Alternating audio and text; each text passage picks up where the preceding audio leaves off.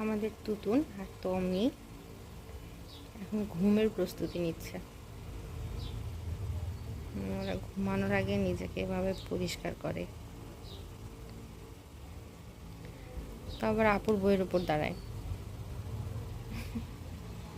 ভীষণ গরম, ওদেরকে ফ্যান ছাড়া রাখি না, যেহেতু হিট স্ট্রোকের একটা চান্স থাকে, অসুস্থ হয়ে যাচ্ছে বারবার। যেমন তমির কথা ধরা যাক, এই যে তমির ঠোঁটে বারবার লালা আসছে, এটা এক ধরনের অসুস্থতা, অতিরিক্ত গরমে এমন হয়।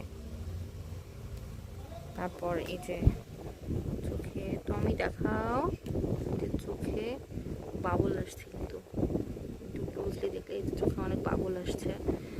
এটা ঠান্ডা গরমের কারণে হয়। তো আমি ট্রাই করছি এদেরকে ওষুধ দেওয়ার জন্য।